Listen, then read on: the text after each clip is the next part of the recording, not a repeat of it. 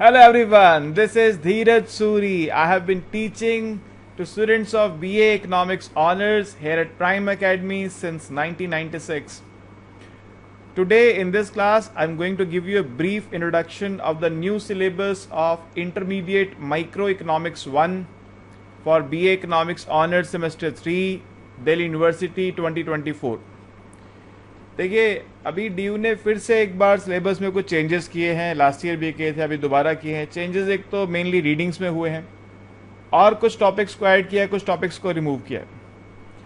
सो इस क्लास में मैं डिस्कस करूंगा आपके साथ दो तीन चीज़ें। पहली बात मैं डिस्कस करूंगा हम अपनी कोचिंग में आपको क्या क्या प्रोवाइड करते हैं।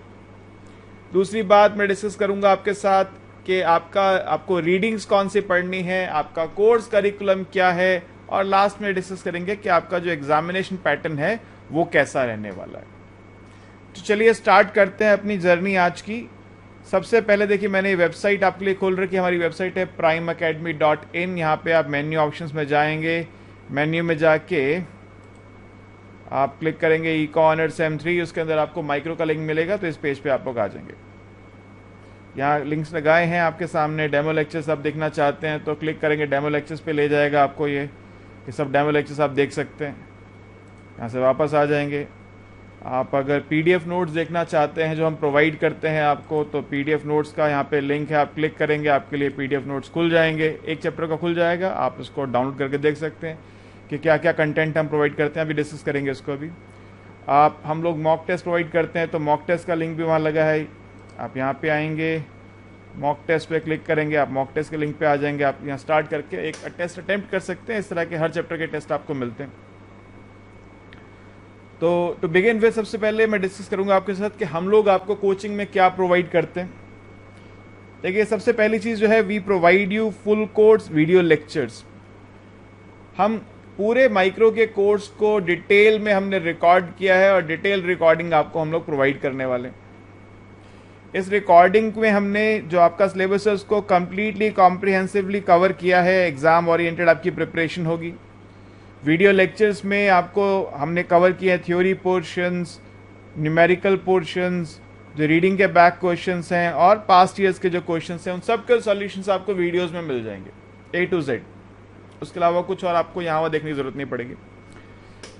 इसके बाद आपको मिलेंगे पीडीएफ नोट्स। ये पीडीएफ नोट्स जो हैं ये बहुत एग्जॉस्टिवली प्रिपेयर्ड हैं, बहुत मेहनत से बनते हैं।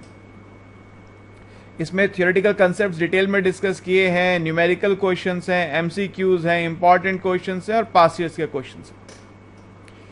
इसके साथ हम लोग लाइव सेशंस कंडक्ट करते हैं। लाइव सेशंस में जो आपकी क्वेरीज हैं वो डिस्कस करते हैं। वीडियो से जब आप पढ़ते हैं तो आपकी जो क्वेरीज हैं वो आपके साथ डिस्कस करते हैं।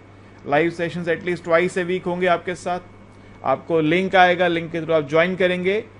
ये लाइव सेशंस ऑन डिमांड भी हो सकते हैं। जैसे आपका अगर टेस्ट आने वाला है, आपने बताया सर मेरा टेस्ट है या ये टॉपिक मैंने पढ़ा है, मुझे इसमें कुछ क्वेरीज हैं, आप मुझे व्हाट्सएप करेंगे या कॉल करेंगे तो मैं सेशन शेड्यूल करके आपको लिंक भेज दूंगा। अब ये सब तो प्रिपरेशन की बात हो गई। इसके बाद हम टेस्टिंग कैसे करते हैं। टेस्टिंग दो लेयर में होती है। एक तो मॉक टेस्ट है जो मैंने बताया अभी आपको, मॉक टेस्ट वेबसाइट पे लगे हैं, आप उनको दे सकते हैं। ये एमसीक्यू बेस्ड मॉक टेस्ट होते हैं और मैं इस बात का फर्म बिलीवर हूं कि आपको एमसीक्यू टेस्ट जरूर अटेम्प्ट करने चाहिए। मैक्रो में आते हैं एमसीक्यू, अभी माइक्रो में आने नहीं वाले इस बार। तो मैक्रो में एमसीक्यू आते हैं, लेकिन एमसीक्यू अटेम्प्ट करने से आपको पता चल जाता है कि आपकी कंसेप्चुअल क्लैरिटी क्या है। एमसीक्यू कंसेप्ट को टेस्ट करने का सबसे बढ़िया रास्ता है, इसलिए आपको एमसीक्यू जरूर अटेम्प्ट करने चाहिए। जो आपके सब्जेक्टिव टेस्ट हैं वो ऑन डिमांड हैं। जैसे आपने चैप्टर फर्स्ट कंप्लीट करा, आप बताएंगे सर चैप्टर 1 कंप्लीट हो गया, मैं इसके न्यूमेरिकल्स का या थ्योरी पोर्शंस का टेस्ट देना चाहता हूँ। हम आपको टेस्ट बनाकर सेंड करेंगे, आप सॉल्यूशन करके हमको सेंड करेंगे पीडीएफ बनाकर, या उसको जो भी इमेजेस खींच के हमें सेंड करेंगे। मैं खुद चेक करके आपको रिवर्ट करूँगा कि आपने क्या सही किया, क्या गलत किया। ठीक है। अब जैसा मैंने आपको बताया था कि यहाँ पे लिंक्स हैं, आप जाके टेस्ट कर सकते हैं। आप मॉक टेस्ट पे जाके इस पे लिंक पे क्लिक करेंगे तो आपको मॉक टेस्ट पे ले जाएगा, आप टेस्ट अटेम्प्ट करके देख सकते हैं।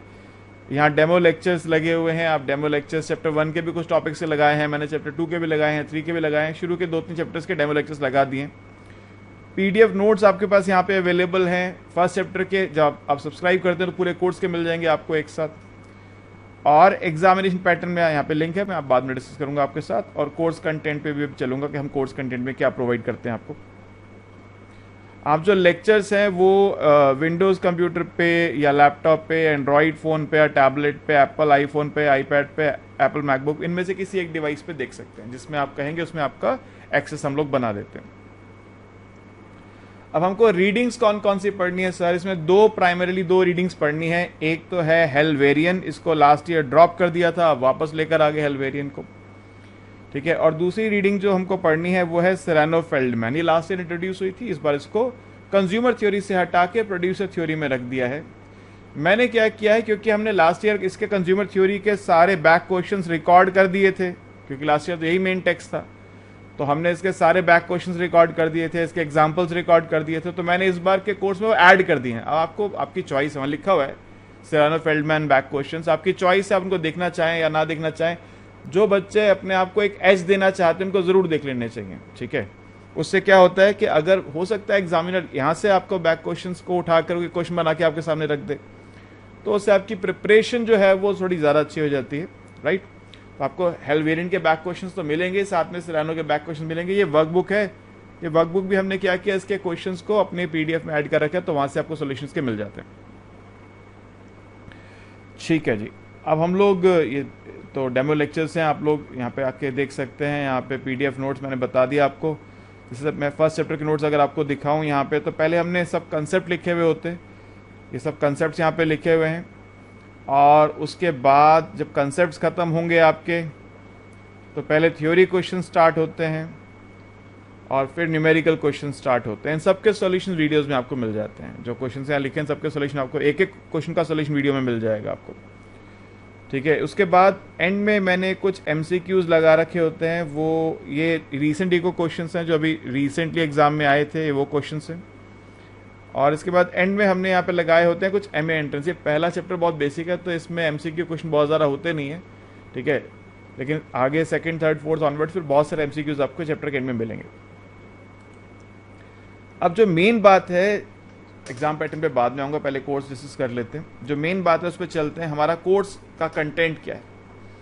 हमारे पास मेनली यहाँ पे 3 यूनिट हैं। यूनिट 1 कंज्यूमर थ्योरी है, यूनिट 2 है अनसर्टेनिटी, और यूनिट 3 है प्रोड्यूसर थ्योरी।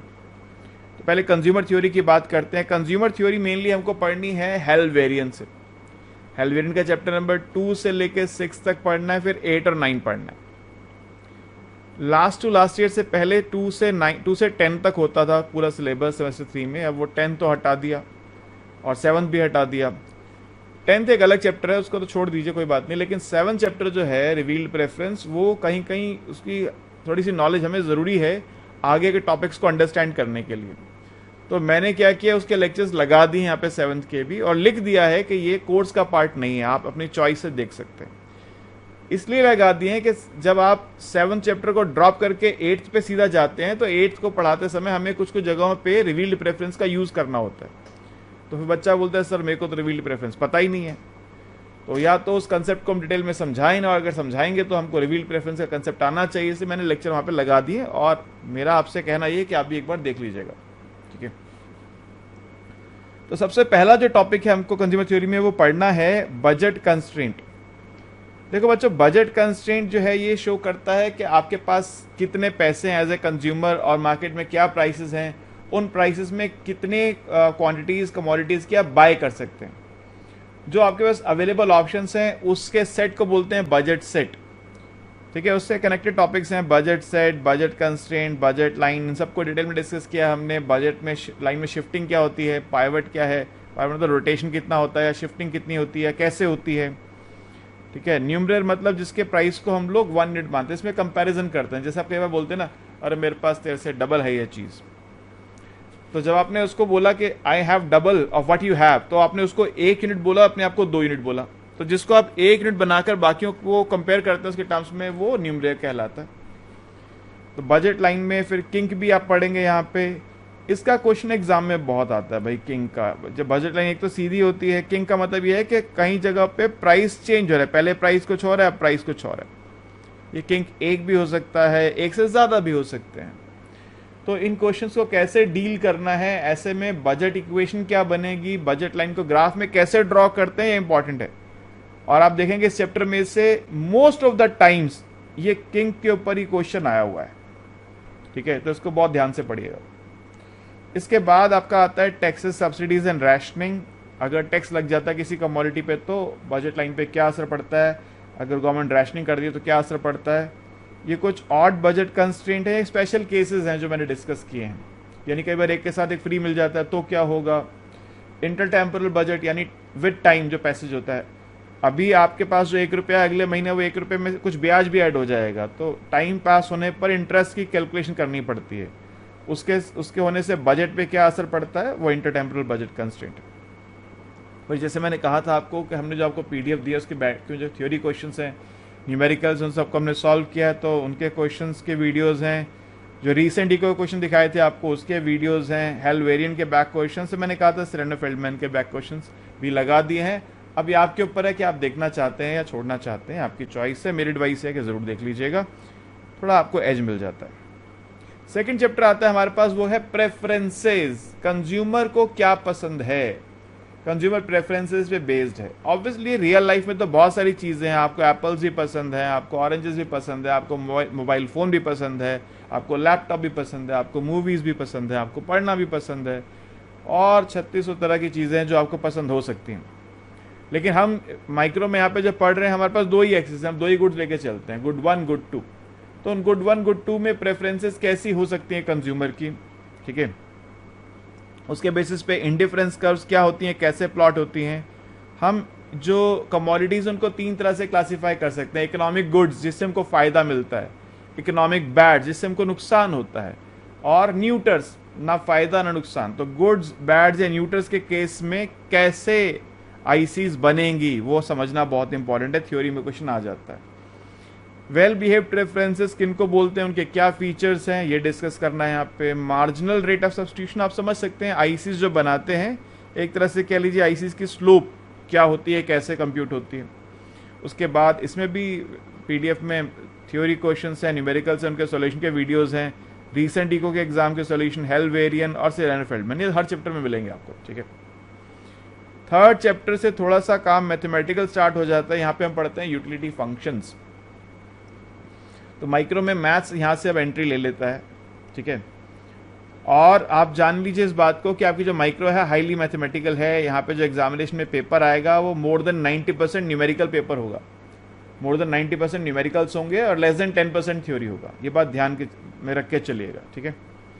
तो यहाँ पे आप पढ़ते हैं यूटिलिटी का मतलब क्या है, ऑर्डिनल यूटिलिटी क्या होती है, कार्डिनल क्या होती है, व्हाट इज मोनोटोनिक ट्रांसफॉर्मेशन, ये नई टर्म्स है, आप पहले से नहीं जानते। यूटिलिटी फंक्शंस क्या होते हैं, कितनी तरह के होते हैं, कई फंक्शंस पढ़ने हैं आपको, Cobb Douglas, perfect substitutes, perfect complements, quasi linear preference, इन सब के यूटिलिटी फंक्शन कैसे होंगे वो पढ़ेंगे। मैथमेटिकली हम MRS, marginal rate of substitution को कैसे कंप्यूट करते हैं मैथमेटिकली, वो यहाँ पे पिछले चैप्टर में थियोरेटिकली समझा था कि एमआरएस क्या होता है, उसका कंसेप्ट क्या था। यहाँ पे पढ़ेंगे मैथमेटिकली कैसे कंप्यूट करते हैं। उसके बाद फिर बाकी सब चीज़ें वही हैं जो हर चैप्टर में है, थ्योरी और न्यूमेरिकल्स के videos, back recent eco exam के वीडियोस। तो आप ये जो जब कोर्स करते हैं तो आपको उसके बाद ना टेनियर की ज़रूरत है, ना रीडिंग के बैक क्वेश्चन को अलग से करने की ज़रूरत है, सब यहाँ पे आपको कवर मिलता है। तो ये कर लिया आप तो पूरा कोर्स कॉम्प्रिहेंसिवली कवर हो जाता है। जैसे मैंने स्टार्टिंग में बताया था आपको कि हमने बहुत डिटेल में वीडियोज़ को रिकॉर्ड किया आपके लिए। वेरियन के बैक क्वेश्चन है, सेरेनो फेल्डमैन के बैक क्वेश्चन भी हैं। ये कंटेंट है, कितने मिनट का है, कितने लेक्चर्स हैं और किस चैप्टर पे बेस्ड है, वो सब मैंने यहाँ पे लिखा हुआ है। इसके बाद आता है चॉइस, इसको कंज्यूमर इक्विलिब्रियम बोलते हैं। ये वेरियन के चैप्टर 5 से पढ़ना है, अभी तक वेरियन चल रहा है, पहले चैप्टर 2 पढ़ा था, फिर 3, फिर 4, अब ये 5 है। चॉइस मतलब कंज्यूमर को कहाँ मिलेगा इक्विलिब्रियम। आपने पढ़ लिया बजट लाइन क्या है, आपने पढ़ लिया आईसीज क्या है, तो जहाँ पे आप नॉर्मल बात करते हैं आईसी की जहाँ टेंजेंसी होती है उस पॉइंट को बोलते हैं क्या, इस पॉइंट को बोलते हैं हम लोग consumers equilibrium, consumers optimal choice, ठीक है। इसको निकालने के अलग अलग मेथड्स हैं, ब्रूट फोर्स मेथड है, ग्राफिकल मेथड है, लेग्रांजे मल्टीप्लायर मेथड है, ठीक है। तो हम mainly brute force method use करते हैं, आप लेग्रांजे भी यूज़ कर सकते हैं। क्वेश्चन अगर बोल दे तो इसकी डेरिवेशन भी आ जाती है लेग्रांजे से, डेरिवेशन भी करके मैंने दिखाई हुई है लेग्रांजे मेथड से, ठीक है। मैं बोल चुका हूँ लास्ट चैप्टर से मैथ्स की एंट्री हो चुकी है, ठीक है। लेग्रांजे मल्टीप्लायर्स आपने एमएमई में पढ़ा है अगर आपको ध्यान है तो, ठीक है। तो वो सेम 3 में ही है वैसे, बेसिकली सेम 2 में तो नहीं पढ़ा था, सेम 3 में अगर आपने मैथ्स पढ़ना स्टार्ट किया तो सेम 3 में आपको पढ़ना पड़ता है लैग्रांज मल्टीप्लायर्स, तो यहाँ पे हम यूज़ करने वाले हैं। फिर जो हमने लास्ट चैप्टर में फंक्शंस पढ़े थे, Cobb Douglas, perfect substitutes, perfect complements, quasi linear, उन सब के, या किंग डाइसीज, डिस्क्रीट गुड्स, उन सब के हम इक्विलिब्रियम पॉइंट्स कैसे निकालते हैं। और हमने फर्स्ट चैप्टर में पढ़ा था किंग्ड बजट लाइन, अगर फंक्शन तो ठीक है नॉर्मल है, आईसीज नॉर्मल है, मगर बजट लाइन में किंग है तो उस केस में कैसे हम लोग इक्विलिब्रियम निकालते हैं। इन सब पे न्यूमेरिकल्स आते हैं, बच्चे कई बार उसमें उलझ जाते हैं। फिर एक टॉपिक यहाँ पर है टैक्सेस कैसे चूज करना है, आपको लमसम टैक्स चाहिए या पर यूनिट टैक्स चाहिए, कौन सा बेटर होगा, कंज्यूमर के पॉइंट ऑफ व्यू से कौन सा बेटर है, गवर्नमेंट को कहाँ रेवेन्यू ज़्यादा मिलेगा, चूजिंग टैक्सेस पे क्वेश्चन है। इसके बाद इनडायरेक्ट यूटिलिटी फंक्शन, एक नया कंसेप्ट। नॉर्मली यूटिलिटी को रिप्रेजेंट करते हैं in terms of goods, commodity X commodity Y, तो वो डायरेक्ट यूटिलिटी फंक्शन होता है। मगर जब हम यूटिलिटी फंक्शन को रिप्रेजेंट करते हैं in terms of income of the consumer, in terms of prices of the goods, तो उसको बोलते हैं इनडायरेक्ट यूटिलिटी फंक्शन। अभी रिसेंट में इसका क्वेश्चन एग्जामिनर का फेवरेट बन गया है, ये इनडायरेक्ट यूटिलिटी फंक्शन का क्वेश्चन एग्जामिनर का फेवरेट है, बार बार इसको पूछ रहा है वो, तो इस पर बहुत आप फोकस कीजिएगा इस टॉपिक के ऊपर। उसके बाद की कहानी वही सेम है, जो थ्योरी के क्वेश्चंस हमने पीडीएफ में दिए हैं उसके वीडियोस हैं, न्यूमेरिकल्स के वीडियोस हैं, रीसेंट इकोनॉमिक्स के एग्जाम के वीडियोस, हेल्वेरियन के और इसके सिरानो फेल्डमैन के। स्नाइडर पहले लगती थी, स्नाइडर हटा दिया। ये लगभग 420 मिनट्स के आसपास के लेक्चर्स हैं, 13 लेक्चर्स हैं इसमें। इसके बाद नेक्स्ट चैप्टर जो है वो डिमांड फंक्शंस। आप कहेंगे सर ये तो फर्स्ट सेमेस्टर में पढ़ा था, वो अलग था सर, वो बेसिक आपने डिमांड पढ़ा था, डिमांड का कंसेप्ट क्या होता है। यहाँ पे मैथमेटिकली डिमांड फंक्शंस कैसे डिराइव करते हैं, आते कैसे हैं डिमांड फंक्शन, उनकी प्रॉपर्टीज क्या होती हैं, सब पढ़ेंगे।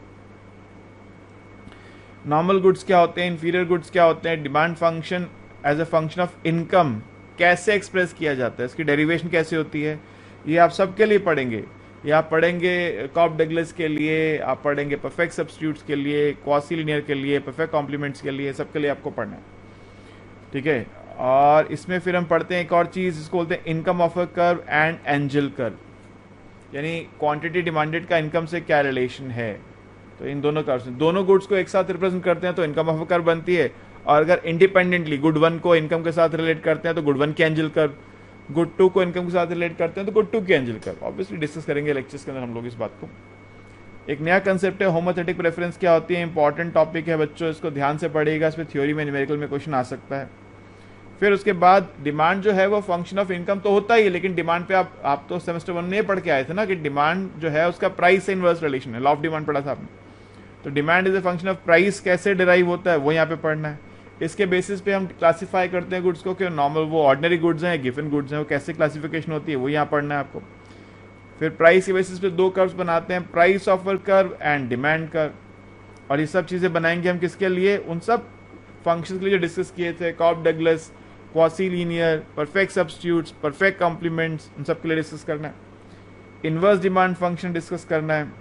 सब्स्टिट्यूट्स एंड कॉम्प्लीमेंट्स कैसे क्लासीफाई होते हैं, जब अगर आप डिमांड ऑफ गुड एक्स को प्राइस ऑफ गुड वाई से कंपेयर करते हैं तो पता चलता है कि ये सब्स्टिट्यूट गुड्स हैं या कॉम्प्लीमेंट्री गुड्स हैं।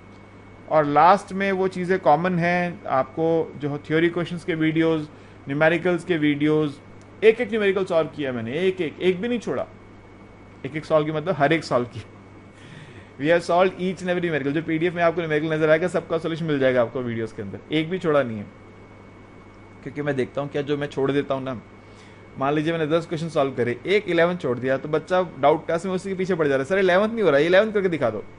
तो मैंने सारे सॉल्व कर दिए। अब उसके बाद अब डिस्कस ये होगा डाउट क्लास में कि सर ये जो कैलकुलेशन है मेरी कुछ और आ रही है, आपकी कुछ और आ रही है। हो सकता है आप जब करें तो आपका कैलकुलेशन कई बार नहीं मिल रहा होता, तो उसको लेके बच्चे अक्सर डिस्कस करते हैं। ये हमको हेल्वेरियन के चैप्टर नंबर 6 से पढ़ना है। इसके 454 मिनट्स के वीडियोस हैं, 11 वीडियोस हैं। बच्चे एक चीज़ पूछे कि सर हर वीडियो 1 घंटे का होता है कि नहीं सर, वो टॉपिक पे डिपेंड करता है। कोई टॉपिक ऐसा होगा जिसका वीडियो 2 घंटे का भी होगा, कोई टॉपिक ऐसा होगा जिसका वीडियो 15 मिनट का भी होगा। वो डिपेंड करता है टॉपिक क्या है। जिस टॉपिक को मैं पढ़ा रहा हूँ अगर वो बहुत डिटेल में डिस्कस करने वाला है, बहुत लंबा टॉपिक है तो टाइम ज़्यादा लेता है, कई बार 2-3 वीडियोज लग जाती हैं उसके ऊपर। और अगर टॉपिक बहुत छोटा है तो जल्दी खत्म हो जाता है, ठीक है। अब इसके बाद ये जो चैप्टर है, चैप्टर 6 मैंने डाला है रिवील्ड प्रेफरेंस का, ये आपको वेरिएंट के चैप्टर 7 से पढ़ना है। ये डीयू ने अभी सिलेबस का पार्ट नहीं रखा है। हो सकता है आगे चल के उनको लगे अरे बीच में मिड सेम में जाके ऐड कर दें। और वैसे भी इसकी नॉलेज इसलिए ज़रूरी है कि इसके बेसिस पे ही आगे के चैप्टर चलने हैं। अब क्यों हटा दिया पता नहीं, ठीक है। तो लास्ट ईयर भी था ये, तो अब उससे पहले तो हमेशा रहा ही था, लास्ट ईयर भी था, अभी इस बार हटा दिया है। तो मैंने लेक्चर्स के लगा दिए हैं, मैंने हटाए नहीं है, लेक्चर लगा दिए। आप देखना चाहें देखें, छोड़ना चाहें छोड़ें, लेकिन मेरा कहना है कि आपको देख इसलिए लेना चाहिए क्योंकि आगे के जो टॉपिक्स हैं वो इस पे बेस्ड हैं, मतलब इसका कहीं ना कहीं यूज़ होगा आगे के टॉपिक्स में, इसलिए इसकी नॉलेज ज़रूरी है। यहाँ भी ज़रूरत पड़ेगी और अगले सेमेस्टर में भी ज़रूरत पड़ेगी एक दो जगह पे, तो इसलिए आप इसको स्किप ना करें, देख लें, मेरी एडवाइस यही है, ठीक है। इसमें 3 मेन टॉपिक होते हैं। आइडिया ऑफ रिवील्ड प्रेफरेंस क्या होता है, week axiom of revealed preference, strong axiom of revealed preference, इसको बोलते हैं वाप, WARP, इसको बोलते हैं साप, SARP, वाप साप। हर बार क्वेश्चन आता था इसका, हटा दिया कोर्स में से, चलो मर्जी है, मालिक है, क्या कह सकते हैं। अब ये सबसे मुश्किल को चैप्टर माना जाता है सर आपके सिलेबस का, स्लट्स की इक्वेशन। जब सिलेबस खत्म हो जाएगा और अपनी क्लास में आप पूछेंगे सबसे ज़्यादा मुश्किल कौन सा लगा है, तो मेजॉरिटी ऑफ स्टूडेंट्स इस चैप्टर का नाम लेते हैं स्लट्स की मुश्किल है। मैं कहता हूँ मुश्किल नहीं है, ठीक है। चैप्टर थोड़ा सा कंसेप्चुअल है, कुछ कुछ जगहों पे डेरिवेशंस हैं, कुछ जगहों पे कैलकुलेशंस हैं जो ध्यान रखनी पड़ती हैं, और मैंने बहुत आसानी से बहुत सरल भाषा में इसको पढ़ाया।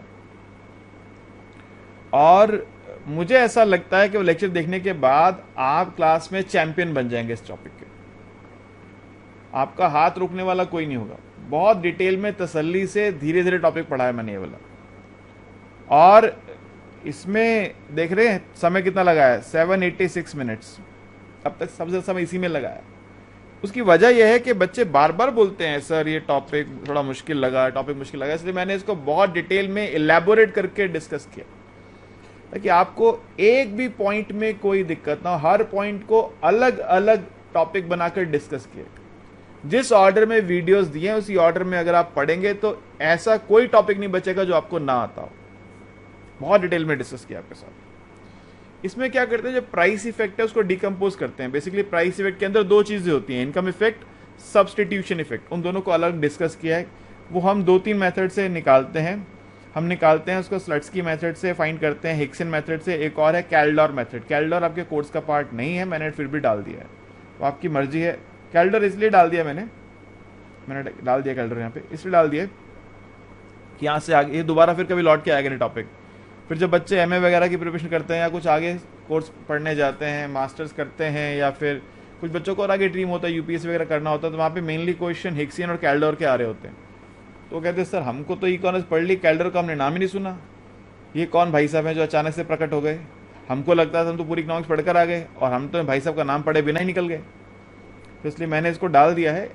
आसान है, कोई मुश्किल नहीं है, ठीक है। कोर्स का पार्ट नहीं है लेकिन मैंने डाला है ताकि आप एक बार आपको आइडिया लग जाएगा क्या कह रहा है ये, इसकी बात भी सुन लीजिएगा। तो यहाँ पे आपको डिकम्पोज करना है प्राइस इफेक्ट को, कंपनसेटरी डिमांड कर्व निकालनी है, अगर टैक्स में रिबेट होगा तो क्या होगा, इलास्टिसिटी डिमांड और एक्सपेंडिचर में क्या रिलेशन होता है, market demand curve, Hickson method कैसे डिकम्पोज करते हैं, कैल्डोर मैंने बताया। ये बहुत बड़ा टॉपिक है सर, मतलब एक एक चीज़ को, फिर इसमें वही सब चलेगा। कॉप डगलस के लिए कैसे करेंगे, परफेक्ट सब्स्टिट्यूट्स के लिए कैसे करेंगे, परफेक्ट कॉम्प्लीमेंट्स के लिए कैसे करेंगे, क्वासी लीडिंग के लिए कैसे करेंगे। तो थोड़ा सा समय लगाने वाला टॉपिक है, समय लगेगा आपका भी, मैंने भी लगाया, आपको भी लगेगा। फिर लमसम टैक्स और स्पेसिफिक टैक्स में क्या फ़र्क है। एक टॉपिक और है कंपनसेटिंग एंड इक्विवेलेंट वेरिएशन, ये भी कोर्स का पार्ट नहीं है, मैं पहले बता देता हूँ, मैंने डाल दिया क्योंकि ये आगे काम आता है बहुत जगहों पर, ठीक है। तो आप इसको इस तरह से पढ़िएगा कि आपको ये आगे के लिए प्रिपेयर करना है। अभी तो ठीक है आपको नॉलेज मिल रही है खाली, मैंने बहुत इसके ऊपर बहुत समय ज़्यादा नहीं लगाया, लेकिन आपको इतना पढ़ा दिया था कि आपको समझ में आ जाएगा क्या कहना चाहता है कंपनसेटिंग और इक्विवेलेंट में। मेरे ख्याल से आधे घंटे के अंदर मैंने खत्म करा है इसको, आधे 30-35 मिनट के अंदर खत्म करा है इसको टॉपिक को। तो आपको समझ में आ जाएगा क्या कंसेप्ट है इसका, 1-2 मेकर्स भी करके दिखाएं आपको मैंने इसके ऊपर, तो टॉपिक आपको समझ में आ जाएगा। ये आपको पढ़ना है इसलिए कि फ्यूचर में आपके काम ज़रूर आएगा, ये ज़रूर आएगा। फिलहाल के लिए बस नॉलेज के लिए पढ़ना है।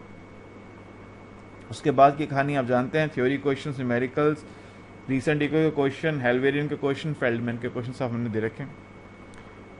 इसके बाद वेरियन भाई साहब का लास्ट चैप्टर है और वो है buying and selling, chapter number 9 from वेरियन।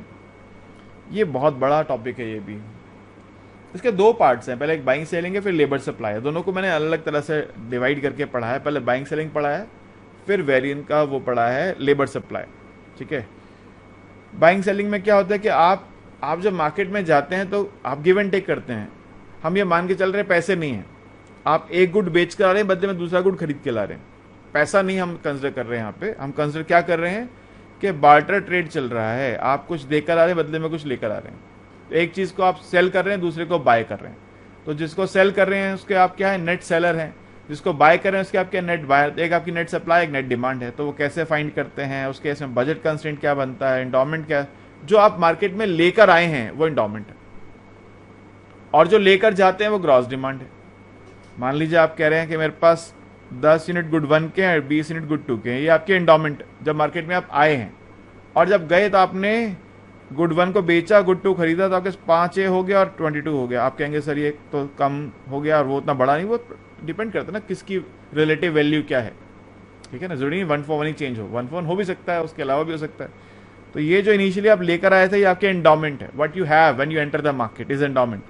और जब आप मार्केट से क्विट कर रहे हैं ट्रेडिंग करने के बाद, तो जो लेकर जा रहे हैं वो आपकी ग्रॉस डिमांड है। इसके डिफरेंस को नेट डिमांड बोलते हैं। ठीक है, फिर अगर आपकी एंडोमेंट चेंज हो जाए तो क्या होगा, आपके अगर प्राइसेस चेंज हो जाएं गुड्स के तो क्या होगा। ठीक है, ऑफर कर्व क्या है, डिमांड कर्व क्या है, और प्राइस चेंज होने पे फिर से प्राइस का डिकम्पोजिशन होगा इनकम इफेक्ट में और सब्स्टिट्यूशन इफेक्ट में। यहाँ पे एक और नई चीज़ है, उसको बोलते हैं क्या, एंडोमेंट इनकम इफेक्ट। वो भी आपको यहाँ पे पढ़ना है। तो ये फर्स्ट पार्ट हो गया जी पहले। तो फिर लेबर सप्लाई, जब वर्कर है उसके एंडोमेंट क्या, उसका लेबर टाइम उसके एंडोमेंट। और हो सकता है उसके एंसेस्टर्स ने उसको कुछ पहले से भी दे रखा हो, प्रॉपर्टी दे रखी है, कुछ पैसे दे रखे हैं, वो भी इसके एंडोमेंट है। तो उसके दो चीज़ें एंडोमेंट में, एक तो उसके पास कुछ मनी इनकम हो सकती है, इनिशियली जीरो भी हो सकती है मनी इनकम, और एक उसका लेबर टाइम तो उसका एंडोमेंट है। तो वो उसको यूज़ कैसे करता है, लेबर वो जो उसका टाइम है, या तो दिन भर घर पे सोया रहे, कुछ भी ना करे, लेजर बोलते हैं उसको, या फिर वो जाके काम करे, उसको लेबर बोलते हैं। ठीक है, तो कितना लेजर लेगा, कितना लेबर लेगा, ये कैसे डिसाइड होगा। थ्योरी वही है, बजट लाइन बनेगी, उसकी इंडिफरेंस कर्व होंगी, टेंजेंसी जहाँ पर आएगी वहाँ पे उसका ऑप्टिमम बंडल आएगा। यहाँ भी बहुत तरह के फंक्शंस मिलेंगे आपको, यूनिटी फंक्शन, बजट लाइन कैसे बनानी है। फिर अगर वेज रेट चेंज हो जाएगा तो क्या होगा, ये थोड़ा टफ काम हो जाता है फिर, क्योंकि वेज रेट चेंज होने पर प्राइस इफेक्ट भी है, इनकम इफेक्ट भी है, और एक नया कंसेप्ट यहाँ पे मैंने बताया था वो है एंडोमेंट इनकम इफेक्ट, वो भी है। एक चीज़ और भी है कि अगर आप वेज रेट बढ़ाने की बजाय उसको बोल दें कि हम भाई आपको ओवर टाइम वेजेस देंगे, हम फ्लैट रेट इंक्रीज नहीं दे रहे आपको, अगर ओवर टाइम करोगे तो ओवर टाइम के पैसे ज़्यादा देंगे, तब वर्कर क्या करेगा। ये ओवर टाइम वेज वाला क्वेश्चन बार बार एग्जाम में आता है। कहाँ है जो over time wages, over time, ये क्वेश्चन बार बार एग्जाम में आता है। ठीक है, फिर अगर उसमें वेजेस पे टैक्स लग जाए तो उसका क्या असर होगा, ये भी कुछ समय से एग्जाम में आ रहा है, कभी कभी आ जाता है। अगर वेजेस पे टैक्स लग गया, बेसिकली वेज रेट चेंज ही है ये। अब देखो, उसने आपको कंफ्यूज करना था, वेज रेट चेंज करने की बजाय बोला वेज पे टैक्स लगा दिया, तो अब पहले जो वेज थी वो अब कम हो गई। पहले अगर आपको 100 वेज थी, 10% टैक्स लग गया तो 90 हो गई, या सब्सिडी दे दी तो वेज बढ़ गई। तो एक तरह से वेज चेंज ही करिए, मगर टैक्स के नाम से कर दिया उसने, तो उसका क्या इम्पैक्ट होगा वो यहाँ पे हम स्टडी करेंगे। और ये मैंने बताया हेल्वेरियन के चैप्टर 9 से पढ़ना है आपको, और इसके फिर एंड में वही सब कहानी है, थ्योरी क्वेश्चंस के वीडियोस, न्यूमेरिकल के वीडियोस, रीसेंट इकोनॉमिक्स के वीडियोस, हेल्वेरियन के, सरेंडो फेल्डमैन के वीडियोस आपको सब मिल जाएंगे। यहाँ पे आके यूनिट 1 खत्म हो जाती है। अभी हेल्वेरियन के एक चैप्टर और रह गया, और यूनिट 2 में एक ही चैप्टर पढ़ना है हमारे को, वो हेल्वेरियन के चैप्टर नंबर 12 है। मैं इस चैप्टर को कतई पसंद नहीं करता, हेल्वेरियन के इस चैप्टर को कतई पसंद नहीं करता। हेल्वेरियन ने उतना अच्छी तरह से चैप्टर लिखा नहीं है बोला, मतलब जो कंसेप्ट है उसके साथ जस्टिस पूरा नहीं हुआ हेल्वेरियन की बुक में।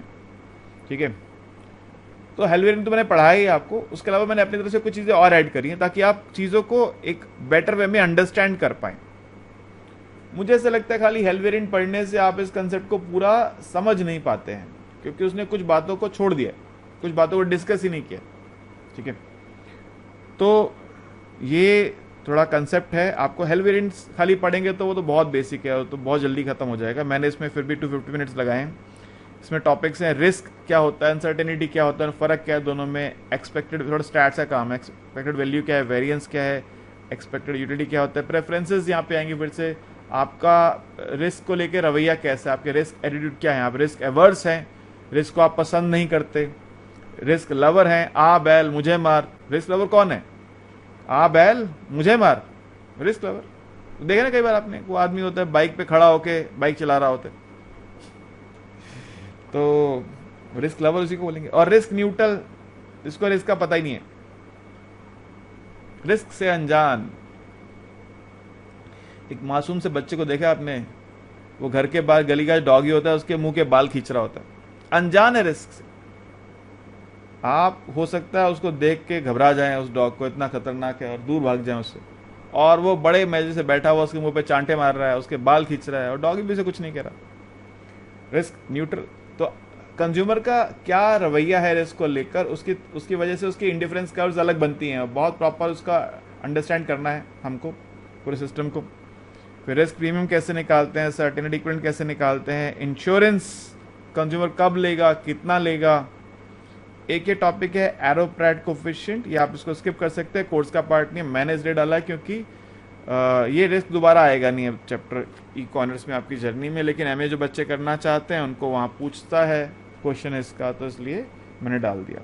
एक टॉपिक है रिस्क स्प्रेडिंग, आप रिस्क को स्प्रेड कैसे कर सकते हैं, आप शेयरिंग, जैसे रात को अकेले में कहीं जाना डर लग रहा है तो क्या करोगे, 4 दोस्तों के साथ पढ़ के ले जाओगे, रिस्क स्प्रेड कर लिया आपने, ठीक है। तो रिस्क स्प्रेडिंग के बहुत सारे और रास्ते हैं, हेजिंग है वगैरह, और बहुत सारी चीज़ें वो मैंने यहाँ पे डिस्कस करी। उसके बाद इसके रीसेंट इको क्वेश्चंस और हेल वेरिएंट के क्वेश्चन, क्योंकि फेल्डमैन में है नहीं टॉपिक। थ्योरी क्वेश्चंस भी इसमें डिस्कस है, न्यूमेरिकल भी डिस्कस है, लिखने से रह गया यहाँ पे। इसके बाद यूनिट 2 यहाँ पे खत्म होती है, फिर यूनिट 3 स्टार्ट होती है। यूनिट 3 जो है वो बेसिकली प्रोड्यूसर थ्योरी है, प्रोड्यूसर्स का बिहेवियर कैसा होता है, मार्केट फॉर्म्स क्या होती है। देखिए दो चीजें हैं, एक है शॉर्ट रन और एक है लॉन्ग रन। ये शॉर्ट रन किसको बोलते हैं, शॉर्ट रन उस सिचुएशन को बोलते हैं जहां पे फैक्टर्स ऑफ प्रोडक्शन को चेंज नहीं किया जा सकता, या कहूं कि सभी फैक्टर्स ऑफ प्रोडक्शन को चेंज नहीं किया जा सकता, कुछ को चेंज किया जा सकता है, कुछ को चेंज नहीं किया जा सकता। अगर आपके घर पे कोई आए अचानक से, आप सिंगल ग्राउंड फ्लोर पे रहते हैं, और आके बोले जी आपकी छत खाली है, मुझे किराए पे दे दो, आप कैसे दे दोगे, वहां तो कुछ कमरा बना नहीं हुआ। आप कहेंगे ठीक है मुझे 6 महीने का समय दो, मैं बनाता हूं, उसके बाद आपको किराए पे दे पाऊंगा। हाथों हाथ अभी आप उसको नहीं दे सकते हैं, तो यानी आप अपने इस इनपुट को चेंज इमीडिएटली नहीं कर सकते, तो शॉर्ट रन है। लॉन्ग रन वो सिचुएशन है जहां पे हम सभी इनपुट्स को चेंज कर सकते हैं। अब फर्म्स जो होती हैं वो या तो एक बहुत बेसिक अजम्पशन लेके चले, सिंगल इनपुट यूज करके काम कर रही होंगी, ऐसी रियलिटी में फर्म एग्जिस्ट नहीं कर सकती कि जो एक ही इनपुट लेती हो। रियलिटी में तो फर्म्स बहुत सारे इनपुट लेती हैं, लैंड है, लेबर है, रॉ मटेरियल है, ठीक है, और बहुत सारे जो चीज़ें हैं वो यूज़ करती है। तो स्टार्टिंग में हम जो पहला चैप्टर पढ़ते हैं वो हमको अब रीडिंग चेंज हो जाती है। यहाँ पे सेलानो फेल्डमैन, एक पर्सन है रोबर्टो सेलानो और एक है एलन एम फेल्डमैन, इन दोनों की बुक है, उसको हमको पढ़ना है, चैप्टर नंबर 8 उसका पढ़ना है, ठीक है। तो यहाँ पे सिंगल इनपुट मॉडल, यानी अगर फर्म एक ही इनपुट यूज़ कर रही है तो उसका प्रोडक्शन फंक्शन क्या होगा, ठीक है, और मार्केट कंस्ट्रेंट्स क्या होंगे जो उसको फेस करने हैं। फिर उसकी हम प्रॉफिट कैसे निकालते हैं, cost, average cost, marginal cost, profit maximise कैसे करते हैं। और अगर कॉम्पिटिटिव मार्केट है, आप समझते हैं परफेक्ट कंपटीशन, आपने इंट्रोडक्टरी माइक्रो में पढ़ा हुआ है, कॉम्पिटिटिव मार्केट, अगर मार्केट में परफेक्ट कंपटीशन है, एजम्पशन हम लेके चल रहे हैं, तो उस केस में फर्म का प्रॉफिट मैक्सिमाइजिंग बिहेवियर क्या होगा। उसके बाद इसके जो रिसेंटली को क्वेश्चन है, फेल्डमैन के क्वेश्चन, और जो न्यूमेरिकल्स हमने डिस्कस किए हैं पीडीएफ में यहाँ पे डाल रखे हैं। नेक्स्ट टॉपिक है long run multiple input model.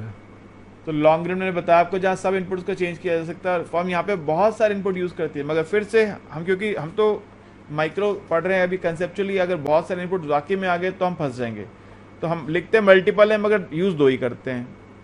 Mathematically question में 2 इनपुट यूज कर रहे हैं, हद मार के किसी किसी क्वेश्चन में 3 है, वरना ज़्यादा तो 2 ही इनपुट्स हैं। अगर हम 2 इनपुट यूज करिए तो क्या होगा, तो प्रोडक्शन फंक्शन कैसा होगा, प्रोडक्शन फंक्शन का ग्राफ कैसा बनेगा, उसको बोलते हैं आइसोक्वेंट। एक कंसेप्ट आता है technical rate of substitution, returns to scale, फिर कॉस्ट कैसे मिनिमाइज करते हैं, कॉस्ट फंक्शंस क्या होते हैं, प्रॉफिट कैसे मैक्सिमाइज करते हैं, और रिटर्न्स टू स्केल का लॉन्ग रन सप्लाई के साथ क्या रिलेशन है, सब टॉपिक्स पढ़ने। फिर जो थ्योरी क्वेश्चंस हैं, न्यूमेरिकल्स हैं, उनको डिस्कस किया है। उसके बाद रिसेंट इको क्वेश्चंस को और फेल्डमैन के बैक क्वेश्चंस को। और इसके बाद एक चीज़ और है, इसको बोलते हैं हम लोग शॉर्ट रन मल्टीपल इनपुट, जो अभी पढ़ा था लॉन्ग रन था, अभी इसके बाद शॉर्ट रन है। शॉर्ट यानी कुछ फैक्टर्स यहाँ पे फिक्स्ड होंगे, कुछ वेरिएबल होंगे। दो ही फैक्टर्स फिर से लेंगे, उनमें से एक को मान लेंगे फिक्स, एक को वेरिएबल। नॉर्मली हम क्या कहते हैं, कैपिटल को फिक्स मान लेते हैं, लेबर को वेरिएबल मान लेते हैं। तो शॉर्ट रन का प्रोडक्शन फंक्शन क्या होगा, शॉर्ट रन में कॉस्ट मिनिमाइजेशन कैसे होगी, प्रॉफिट मैक्सिमेशन कैसे होगा, ये आसान चैप्टर है। ठीक है, कॉस्ट कर्व्स भी पढ़नी है आपको, कॉस्ट कर्व्स कैसी बनती हैं वो सब यहाँ पे पढ़नी है आपको। ये चैप्टर आसान है। उसके बाद इसके रिसेंट इको के क्वेश्चंस और फेल्डमैन के बैक क्वेश्चंस यहाँ पे हमने डिस्कस करने हैं। तो ये पूरा आपका सिलेबस है जो हमने यहाँ पे आपके साथ डिस्कस किया हुआ है।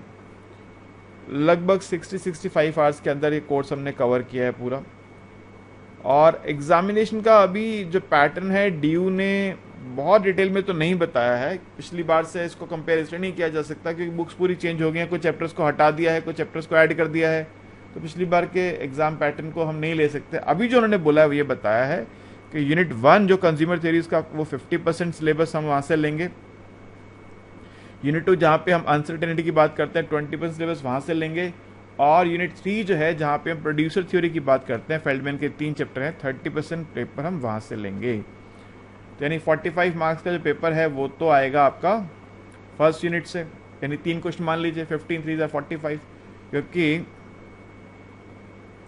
15 इंटू 6 अगर मैं मोटे तौर पे ये मान लूँ 15 इंटू 6 अगर 6 क्वेश्चन करने को दे दे तो 90 नंबर हो गए, या 18 मार्क्स इंटू 5, तो फिर यहाँ पे जस्टिफाई करना थोड़ा मुश्किल हो जाएगा उसके लिए। उसने इसलिए बोल दिया मैं ±5% कर सकता हूँ, इसलिए बोल दिया कि ±5% किया जा सकता है। ठीक है, तो देखते हैं क्या करते हैं वो लोग। मेनली आपको ये यूनिट 1 50% सिलेबस है, यूनिट 2 20%, यूनिट 3 30%। तो ये ध्यान रखना है कि यूनिट 1 पे आपका बहुत समय लगना चाहिए, उसके बाद यूनिट 3 पे और सबसे कम यूनिट 2 पर। यूनिट 2 वैसे भी बहुत आसान है, एक ही चैप्टर है, बहुत बड़ा नहीं है, आसान चैप्टर है। ठीक है, तो ये पूरा डिटेल डिस्कशन मैंने किया आपके साथ सिलेबस का। बहुत मुश्किल नहीं है, लेकिन न्यूमेरिकल है। देखिए यहाँ से आप समझ आएंगे माइक्रो जो है वो आप बच्चे अक्सर पूछ रहे सर हम मैथ्स क्यों पढ़ रहे हैं, हम तो इकोनॉमिक्स पढ़ने आए थे, ये मैथ्स क्यों पढ़ा रहे हैं हमारे को, हम तो यहाँ पे इकोनॉमिक्स ऑनर्स पढ़ने आए थे, ये हमको मैथ्स पढ़ा रहे हैं। बच्चे अक्सर पूछते हैं इस बात को, आप समझ जाएंगे ऐसा आपने मैथ्स पढ़ा क्यों था, क्योंकि यहाँ पे पूरा जो माइक्रो का सिलेबस है वो हाईली मैथमेटिकल है, न्यूमेरिकल्स ही न्यूमेरिकल्स है, हर चैप्टर में न्यूमेरिकल्स है, और एग्जाम में भी न्यूमेरिकल्स ही आने वाले हैं। थ्योरी तो हार्डली 10% आएगी, 90% के आसपास न्यूमेरिकल्स पेपर आएगा आपका, तो ध्यान रख के चलिएगा। ठीक है, राइट। तो ये था सारा कंटेंट, होपफुली आप समझ गए हैं। कोई क्वेरी है, कोई बात आपको समझ नहीं आई है तो ये नीचे मेरा नंबर है, आप डिस्कस कर सकते हैं। हम लोग यहाँ पे अपने एंड से आपको प्रोवाइड करते हैं, वीडियो लेक्चर्स में बता चुका हूँ आपको, और लाइव सेशंस होते हैं जहाँ पे आपकी क्वेरीज डिस्कस करते हैं, पूरे नोट्स आपको मिलेंगे, मॉक टेस्ट मिलेंगे। तो एक बहुत ही एग्जॉस्टिव आपको हम लोग कोर्स कंटेंट प्रोवाइड करते हैं, जो करने के बाद ऐसा कुछ बचता नहीं है जिसमें को लेकर आपके मन में कोई भी किसी तरह का डाउट रहे। कोई और बात आप जानना चाहते हैं तो ज़रूर कांटेक्ट कीजिए मेरे से। Right, okay, good bye, take care, thank you.